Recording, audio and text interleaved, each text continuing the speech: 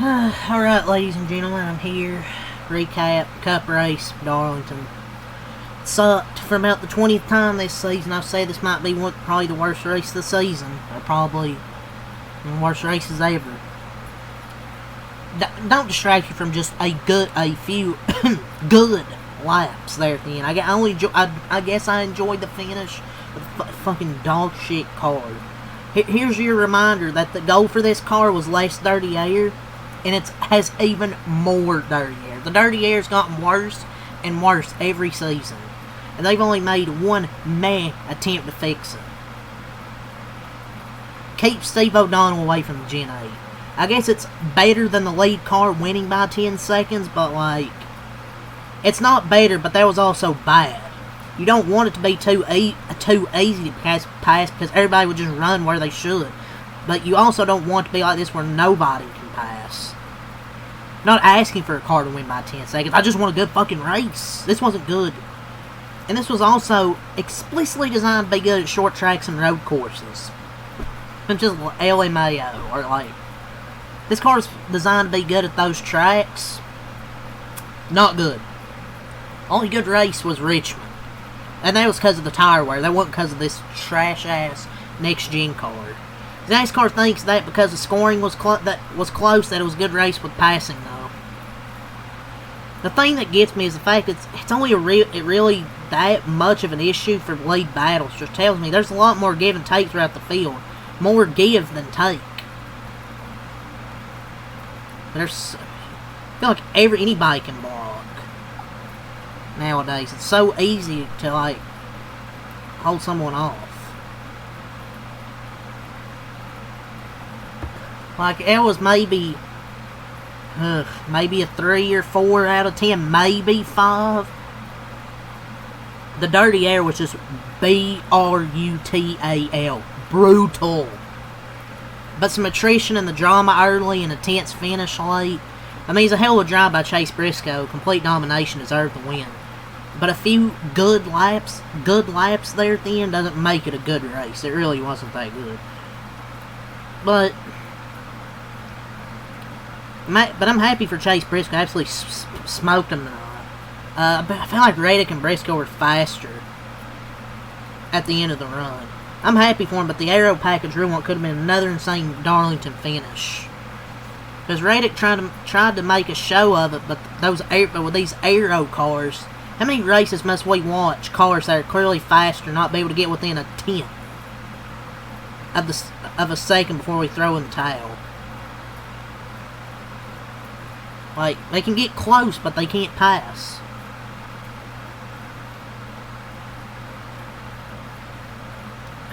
The 550 package, next gen garbage, they're the same fucking picture. They both suck.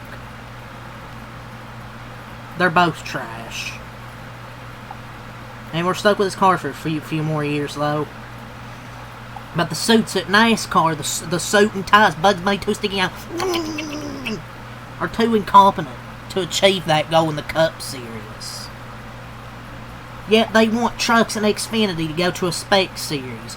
We see how this is in Cup. I don't want to see this in the lower series. Despite how meh and boring it is, at least it's natural and you can, with fresh tires, you can pass. I don't want to see that crap down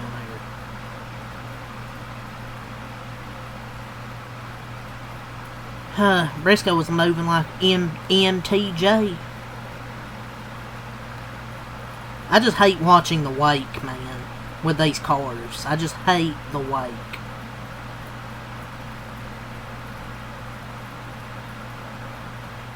Hate watching it. Tyler basically has to change his line once he's within 4 tenths. The car is cheeks, but the track is still cinema regardless. The wake is just so brutal when you get to the leader. It's just painfully frustrating to watch and possibly get within 2 car lengths, which means the only move is to dive bomb from a few tenths back, which, I mean, Reddick could have done. I mean, he dove in there in the last lap. He didn't wreck him, thankfully. But there was like, how many, was there like 1 on-track pass or 2 for the lead? Same shit, different day. I did enjoy the finish, though, despite the fucking dog shit aerodynamics.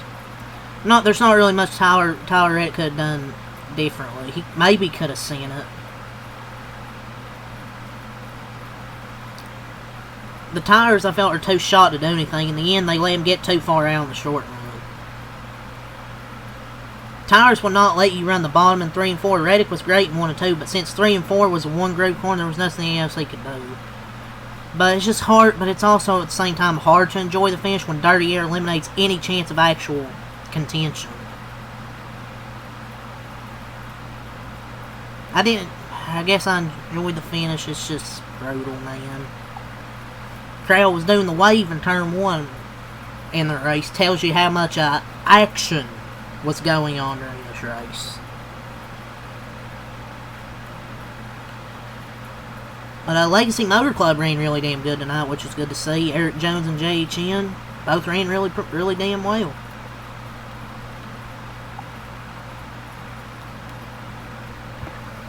It's just hard to enjoy Cup races with this car. I'm being honest.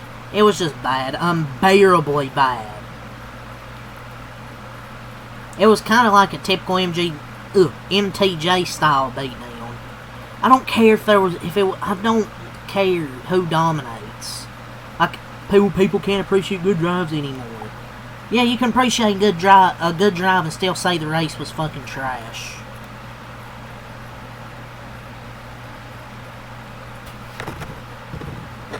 It's 3 years past time to admit there's a problem here in this next-gen era. They have a car problem. Shitty aero. It wasn't a good race. Yet NASCAR fans will accept mediocrity. But Chase Briscoe's in the next round, which is good to see. But keep Steve O'Donnell away from the next-gen car, please, man. Clean air is king, clean air is king.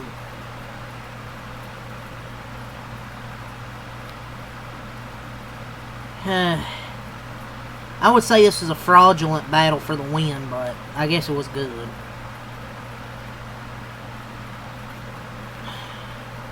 But yeah, Briscoe swept the day, swept the stages, won the race.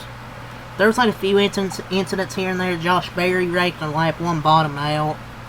Derek Kraus in the 44 car caught fire, but there really wasn't any other incidents besides Cody Ware crashing. I'm not asking for a crash fest, but these cars are way too easy to drive. I'm sure there were cars hitting the wall, but I don't know if they were showing that. So there really wasn't many incidents, and you expect better racing at Darlington, but don't expect much from this crap car. But yeah, let's go over the results. Chase Briscoe wins, Tyler Reddick second, Eric Jones third. John Hunter Nemechek fourth. AJ Allmendinger fifth. How about that? Eric Jones and John Hunter Nemechek each in the top 5. Legacy showing some really damn good speed. AJ Allmendinger the top 5. Another great run for Ding-a-ling. Bubba 6th, Denny Hamlin 7th, Kyle Busch 8th, Carson Osbar 9th, and Chris Buescher rounding out the top 10. Ross Chastain 11th, Cindric 12th, Zane Smith 13th, Noah Gragson 14th. Brad Keselowski 15th, Ryan Preece 16th, Chase Elliott 17th. I just feel mentally checked out with this 9 team. They suck ass. Or should I say Alan Chokeson sucks ass. Terrible strategy. Shocker. I know, right? So they run long. About 4 laps, caution comes out, and they pit again. What was the point of pitting again, exactly? It wasn't going to be that big of a fucking difference. Jeff Gluck will defend Alan Gustafson for these terrible strategy calls, as he always does. I just so mentally checked out with this 9 team. If they get eliminated from the playoffs early, I'm just really genuinely not going to care for these races. And it's difficult to watch when they're losing, when these guys who lose track position have a really hard time getting it back. Fix the car. This isn't a driver problem, it's a Gen 7 problem. Man, next gen car, first time. Is that their first time hearing this? Yeah, fix the car. And Chase, that's why I hate Alan Gustafson. They took four tires on 4 lap old tires. I mean, yeah, it is Darlington. I guess it eats up tires fast, but is 4 laps that big of a difference with this car? I mean, maybe if they get eliminated in the first round, it might force them to actually make meaningful changes. Darlington's rough on tires, but dude, they had a 16-second stop immediately. They fell from like 10th to like 20th on the restart, or for 20th on the restart, because a bit of a long stop. I mean, you guys pitted fucking 4 laps ago. The team needs stage points. Hell, they need playoff points. He entered only 7 above. He's only 9 coming out tonight.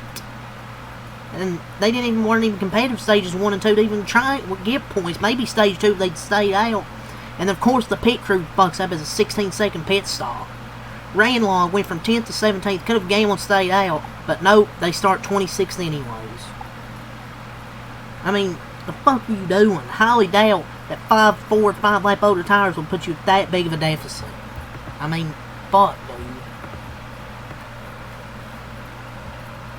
But yeah, I'm just frustrated. They were the last car to pound the green cycle, freshest tires of the whole field, best chance to hold position, and no stage points. Strategy was going to work, said Jeff Gluck. Man, strategy sure did work, didn't it? Stupid strategy. Once again, Allen's strategy isn't centered around track position. Will he ever learn that a few lap fresher tires doesn't matter in dirty air? Could have stayed out. Not even surprised anymore. It's every fucking week. When it rains, it pours. It rains, it pours. Typical race. Start mid, then eventually crack the top 10, eventually throw it away with some dumbass strategy. Alan Gustafson is single-handedly going to make this damn near first round exit if they don't step it up next week at Gateway. A terrible track for them, so the amount of races we go with little to no stage points most of the time should be in itself a sackable offense. How the fuck do they struggle to get stage points every week? Oh, don't worry, they have long run speed in practice. Or it's what they'll tell you. Man, I'm not a crew chief. I don't get paid to do this. But it's incredibly difficult to try and see a vision with this team, as with their choices when they run like ass. And one of the things that gets me is that he half-asses a gamble. Oh, we'll run long by only like 5 laps when it makes sense to try and stay out. He pits or vice versa. His ability to always make the wrong call and staying out versus pitting is astonishing. Shit makes me tweet the fuck out, man. Like, just run. I mean, the caution literally come out a few laps later. You could have stayed out. Man, I know it's hard to predict cautions, but stay out a few more laps. I mean, hell, everybody pitted anyways, so might as well just stay out a few laps. I can just see Chase getting knocked out of the first round at this point. Sorry we called you crazy.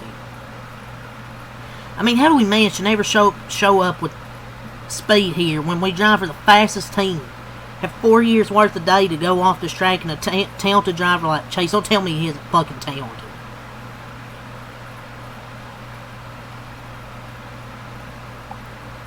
Gosh, Allen he doesn't get the fucking criticism he deserves. But yeah, I'm going over the points right quick. Chase Briscoe's advanced to the next round. Hamlin plus 43, Larson plus 38, Reddick plus 35, Bubba plus 25, Byron plus 25, Blaney plus 22, Chastain plus 21, Cindric plus 12, Bale plus 11, Elliott plus 9, SPG plus 3, Joey minus 3, Austin Dillon minus 8, Bowman minus 19, and Barry minus 19. It's only 9 points above going into Gateway, one of his worst tracks. Could be worse. I mean, he somehow got 17th out of this shit. Somehow the highest finishing Hendrick car. Terrible. Disappointing race all around. Blaney 18th, Larson 19th, Logano 20th, Byron 21st, Gibbs 22nd, Austin Dillon 23rd, Custer 24th, Suarez 25th, Gillen 26th, Haley 27th, Herbst 28th, Bell 29th, Stenhouse 30th, Bowman 31st on that shit all night, SVG 32nd, McDowell 33rd, Ty Dillon 34th, Jimmy Hill 35th, Krause 36, Cody Worth 37, 38 in last place, and Josh Berry got the fastest lap, so there's something.